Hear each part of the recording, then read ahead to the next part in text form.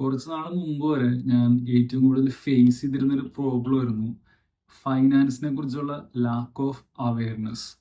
കാശ് എവിടെ ഇൻവെസ്റ്റ് ചെയ്യണം, എങ്ങനെ ഇൻവെസ്റ്റ് ചെയ്യണം, എങ്ങനെ മാനേജ് ചെയ്യണം, ബഡ്ജറ്റ് ചെയ്യണം. എനിക്ക് എല്ലാ മാസം അവസാനമാകുമ്പോഴത്തേക്കും ചായയും ബിസ്ക്കറ്റും കഴിക്കാനും മാത്രമുള്ള പൈസ മാത്രമേ എൻ്റെ അക്കൗണ്ടിൽ ഉണ്ടാവാറുള്ളൂ, കുറച്ച് നാൾ മുമ്പ് വരെ. ഈ ഫൈനാൻഷ്യൽ ടേംസ് തന്നെ നമുക്ക് കേട്ട് കഴിഞ്ഞാൽ പോലും ഭയങ്കര ഇന്റിമിഡേറ്റിംഗ് ആയിട്ടുള്ള കാര്യങ്ങളായിരുന്നു. മ്യൂച്വൽ ഫണ്ട് എന്ന് പറഞ്ഞാലും SIP എന്ന് പറഞ്ഞാലും FD RD എന്നൊക്കെ കേൾക്കുമ്പോൾ തന്നെ പേടിയായിരുന്നു. ഞാൻ 1% റൂൾ എന്ന് പറഞ്ഞ ഒരു സംഭവത്തിനെ കുറിച്ച് വായിച്ചത് ആ ഇടയ്ക്കാണ്. അതായത് സിമ്പിളായിട്ട് പറഞ്ഞാൽ ഈ കാര്യങ്ങളെല്ലാം ഒറ്റടിക്ക് വിഴുങ്ങി മനസ്സിലാക്കാൻ നമുക്ക് പറ്റൂല അല്ലെ. എനിക്കിപ്പോൾ പേഴ്സണലി പറഞ്ഞു കഴിഞ്ഞാൽ ഫൈനാൻഷ്യൽ ബാക്ക്ഗ്രൗണ്ട് ഒന്നുമില്ല. അങ്ങനെ ഒരു ബാക്ക്ഗ്രൗണ്ടിൽ നിന്നല്ല വന്നത്, പഠിച്ചതും ഒന്നും അതല്ല. സോ എനിക്ക് അങ്ങനെ അറിയാത്തൊരു കാര്യത്തിനെ കുറിച്ച് പഠിക്കണമെങ്കിൽ, പ്രത്യേകിച്ചും ഫൈനാൻസ് ആണ്, നമ്മളെല്ലാവരും അറ്റ്ലീസ്റ്റ് ബേസിക്സ് എങ്കിലും അറിഞ്ഞിരിക്കേണ്ട കാര്യമാണ്.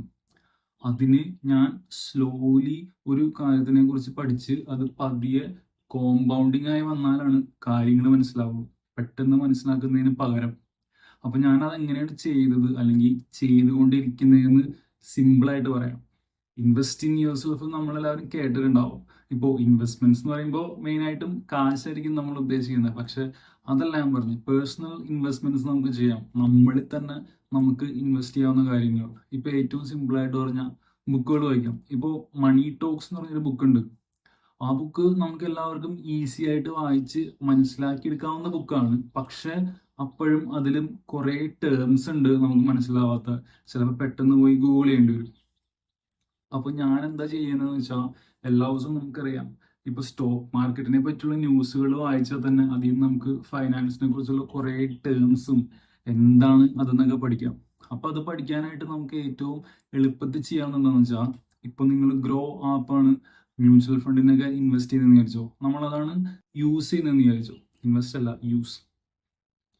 നമുക്ക് ഡെയിലി റിപ്പോർട്ട് നമ്മുടെ മെയിലിലേക്ക് വരും എല്ലാവർക്കും. അൺസബ്സ്ക്രൈബ് ഒന്നും ചെയ്തിട്ടില്ലെങ്കിൽ എന്തായാലും വരും, കാരണം നമ്മുടെ മെയിൽ ID അവർക്ക് അറിയാലോ. അത് നമുക്ക് അവിടുന്ന് കോപ്പി ചെയ്തെടുത്തിട്ട് വേണമെങ്കിൽ ChatGPT കൊണ്ടിടാം അല്ലെ. ChatGPTനൊക്കെ നമുക്ക് അങ്ങനെ ഈസി ആയിട്ട് നല്ല കാര്യങ്ങൾക്ക് വേണ്ടി യൂസ് ചെയ്യാം. ChatGPTയിൽ കൊണ്ടുപോയിട്ട് ഈ എൻ്റെ റിപ്പോർട്ട് ഇട്ടിട്ട് നമുക്ക് പറയാം എന്ത് വേണമെങ്കിലും, എന്തെങ്കിലും ഒരു പ്രോംപ്റ്റ് കൊടുക്കാം. അതായത് മേക്ക് മീ അണ്ടർസ്റ്റാൻഡ്, അതാണ് ബോട്ടം ലൈൻ. അപ്പൊ നമുക്ക് പറയാം, നമുക്കറിയാത്ത പല കാര്യങ്ങളുണ്ട്, ഉണ്ടാവും. അതുകൊണ്ട് ഒരു കിഡ് ലെവൽ ടേമിൽ വേണം എന്നോട് പറയാൻ. അതായത് ഞാനൊരു കുട്ടിയാണെന്ന് വിചാരിച്ചിട്ട്, ഒരു 10-12 വയസ്സുള്ള കുട്ടിയാണെന്ന് വിചാരിച്ചിട്ട് വേണം എന്നോട് പറയാൻ, എക്സ്പ്ലെയിൻ ചെയ്യാൻ. അപ്പൊ ആ റിപ്പോർട്ട് നമുക്ക് ബ്രേക്ക് ഡൗൺ ചെയ്ത് തരും. അപ്പോഴും കുറെ കാര്യങ്ങൾ അതിനകത്ത് അറിയാത്തതുണ്ടാവും. അത് 1% ഡേ ബൈ ഡേ ഓരോന്നായിട്ട് അന്നത്തെ ഡൗട്ട് മാത്രം പഠിച്ച് പഠിച്ച് പോകുമ്പോൾ ഒരു 2 മാസം എടുക്കും മാക്സിമം. ഒരു ബേസിക് അണ്ടർസ്റ്റാൻഡിങ് നമുക്ക് വരും ഫൈനാൻസിനെ കുറിച്ചും സ്റ്റോക്ക് മാർക്കറ്റിനെ കുറിച്ചും ഇൻവെസ്റ്റ്മെന്റ്സിനെ കുറിച്ചും ഈ ടേംസിന് എല്ലാത്തിനെ കുറിച്ചും. ഞാൻ അതാണ് ചെയ്തത്, ഇപ്പോഴും ചെയ്തുകൊണ്ടിരിക്കുന്നത് അത് തന്നെയാണ്. കാരണം ഓരോ ദിവസം പുതിയ പുതിയ കാര്യങ്ങളല്ലേ നടന്നുകൊണ്ടിരിക്കുന്നത്. രണ്ടാമത്തെ കാര്യം, സേവിങ്സിനെ ഓട്ടോമേറ്റ് ചെയ്യാന്നുള്ളതാണ്. ഇപ്പോൾ മ്യൂച്വൽ ഫണ്ടിൽ SIP ആണ് ചെയ്യണമെങ്കിൽ നമുക്കറിയാം, ഓട്ടോമാറ്റിക്കലി നമ്മുടെ സാലറി നിരക്കി പൈസ പിടിക്കാം. ഞാൻ നേരത്തെയൊക്കെ ചെയ്തുകൊണ്ടിരുന്നത്, നേരത്തെ പറഞ്ഞ പോലെ മന്ത് എൻഡിങ് ആകുമ്പോൾ എൻ്റെ കയ്യിൽ പൈസ ഉണ്ടാവാറില്ല. അപ്പോൾ എന്ത് ചെയ്യുമെന്ന് വെച്ചാൽ, അവസാനം പൈസ ഉണ്ടെങ്കിലാണ് അത് സേവ് ചെയ്തുകൊണ്ടിരുന്നത്. അന്ന് എനിക്ക് മ്യൂച്വൽ ഫണ്ടിനെ പറ്റിയൊന്നും അറിയില്ലായിരുന്നു. ഇപ്പൊ ഞാൻ ചെയ്യുന്നത് എന്താണെന്ന് വെച്ചാൽ, ആദ്യം മന്ത് ബിഗിനിങ്ങിൽ തന്നെ SIP വെച്ചേക്കുക. അപ്പോൾ കാശ് ആദ്യം SIPയിലേക്ക് പോകും, ഇൻവെസ്റ്റ്മെന്റ് പ്ലാനിലേക്ക് പോകും. മ്യൂച്വൽ ഫണ്ട് ആണെങ്കിലും എന്താണെങ്കിലും ബാക്കിയുള്ള പൈസ ആയിരിക്കും നമ്മൾ യൂസ് ചെയ്യുന്നത്. എന്ന് വെച്ചാൽ അതിൻ്റെ അർത്ഥം ഭയങ്കര എക്സസീവായിട്ട് ഇൻവെസ്റ്റ്മെന്റ് ചെയ്ത് അധികം പൈസ ഒന്നിനും ഫണ്ടിനൊന്നും പൈസ ഇല്ലാണ്ടിരിക്കുന്ന അവസ്ഥയല്ല. നമ്മളെ കൊണ്ട് പറ്റാവുന്ന രീതി നമുക്കറിയാലോ, ആ രീതിയിൽ. സോ ഇൻവെസ്റ്റ്മെന്റ് ആദ്യം ചെയ്തിട്ട് ബാക്കിയുള്ള കാശ് നമുക്ക് യൂസ് ചെയ്യാം. ഇതിനെ ഡിലേഡ് ഗ്രാറ്റിഫിക്കേഷൻ എന്ന് പറയുന്നത് ഞാൻ ഇവിടെ വായിച്ചിരുന്നു. പക്ഷെ അതിൻ്റെ ഒപ്പം തന്നെ എൻ്റെ ഏറ്റവും വലിയ പ്രശ്നമായിരുന്നു സേവിങ്സ്. അതായത് പൈസ അവസാനം ഇല്ലാത്ത അവസ്ഥ അപ്പോഴും ഉണ്ടായിരുന്നു, ഇൻവെസ്റ്റ്മെന്റ് സ്റ്റാർട്ട് ചെയ്തപ്പോഴും. അപ്പോൾ അതിനകത്ത് നമുക്ക് ചെയ്യാവുന്ന കുറേ കാര്യങ്ങളുണ്ട്. അതായത് ഇമ്പൾസീവ് ആയിട്ടുള്ള പർച്ചേസ് ഒക്കെ നമുക്ക് ഒഴിവാക്കാം. അതായത് ആമസോൺ, സ്വിഗ്ഗി, ഇൻസ്റ്റാമാർട്ട്, സൊമാറ്റോ, റാപ്പിഡോ, ഓല, ഊബർ, ഫ്ലിപ്കാർട്ട്, എന്തായാലും ഈ ആപ്പുകളൊക്കെ നമ്മൾ ഡിലീറ്റ് ചെയ്ത് കളഞ്ഞാൽ തന്നെ പകുതി നമ്മുടെ ഇമ്പൾസീവ് സേവിങ്സ് എല്ലാം അവിടെ നിൽക്കും. അതായത് ഒരു സാധനം അത്രയ്ക്ക് ആവശ്യമുണ്ടെങ്കിൽ മാത്രമാണ് നമ്മൾ വീണ്ടും ആ ആപ്പൊക്കെ ഡൗൺലോഡ് ചെയ്ത് യൂസ് ചെയ്യുള്ളൂ. അതൊക്കെ നമുക്ക് ചെയ്യാവുന്ന കാര്യങ്ങളാണ്. സോ സേവിങ്സ് ഓട്ടോമേഷൻ നല്ലൊരു ചേഞ്ച് വരുത്തിയ കാര്യമാണ് സേവിങ്സിലും ഫൈനാൻഷ്യൽ അവയർനെസ്സിലും. ഈ 1% റൂൾ ആയിട്ട് കമ്പയർ ചെയ്ത് പറഞ്ഞാൽ നമ്മുടെ ഫൈനാൻഷ്യൽ ഇൻഡിപെൻഡൻസിലേക്ക് അല്ലെങ്കിൽ ഫ്യൂച്ചറിലേക്ക് നമ്മൾ ഒരു 1% കൂടി അവിടെ ആഡ് ചെയ്യുന്നു. അതാണ് ഞാൻ പറയാൻ ഉദ്ദേശിച്ചത്. അതുപോലെ തന്നെ ഇമ്പോർട്ടൻ്റ് ആയിട്ടുള്ള ഒരു കാര്യം ആണ് ചോയ്സ് ഫാറ്റിക്. നമുക്ക് ഒരുപാട് ഓപ്ഷൻസ് ഉണ്ട്. എന്ത് മേടിക്കണമെങ്കിലും എന്ത് ചെയ്യണമെങ്കിലും എല്ലായിടത്തും ഓപ്ഷൻസ് ആണ്. ഈ ഓപ്ഷൻസ് എല്ലാം നമുക്ക് ഫ്രീഡം ആണ് ഇതെല്ലാം ഇനീഷ്യലി ഓഫർ ചെയ്തിരുന്നത്. പക്ഷെ ഇന്ന് നമ്മൾ മിക്കവരും ഇതിൽ സ്റ്റക്കാണ്. നെറ്റ്ഫ്ലിക്സിൽ പോയിട്ട് എത്രയോ സർഫ് ചെയ്തിട്ടാ നമ്മളൊരു മൂവി പോലും കാണുന്നത്, യൂട്യൂബിലായാലും എവിടെയായാലും. സോ അതിൻ്റെ അകത്ത് ഇത് ഞാൻ പർട്ടിക്കുലർലി ഇപ്പൊ ചെയ്തു തുടങ്ങിയ കാര്യമില്ല. ഞാൻ കോളേജിലൊക്കെ പഠിക്കുന്ന സമയം തുടങ്ങി എനിക്ക് ബ്ലാക്കും വൈറ്റും ഇടുന്നതായിരുന്നു എപ്പോഴും കംഫർട്ടബിൾ. എന്തെങ്കിലും ഒരു ബ്ലാക്ക്, എന്തെങ്കിലും ഒരു വൈറ്റ് ടോപ്പ്. അപ്പോൾ എന്നെ സംബന്ധിച്ചോളം ആ കൺഫ്യൂഷൻ ഓവർലോഡ് അവിടെ ഇല്ല. ഇപ്പൊ എവിടെ പോണെങ്കിലും എനിക്കറിയാം എന്തായിരിക്കും ഞാൻ ഇടാൻ പോണെന്ന്. അവിടെ എനിക്ക് ചൂസ് ചെയ്യാനൊന്നുമില്ല.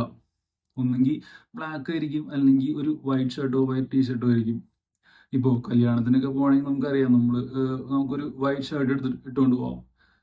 ഇതൊന്നും നമ്മൾ സ്ഥിരം ചെയ്യുന്ന കാര്യങ്ങളല്ലല്ലോ. അതുകൊണ്ട് എനിക്ക് ആ ഒരു ഓവർലോഡ് അവിടെ വരുന്നില്ല.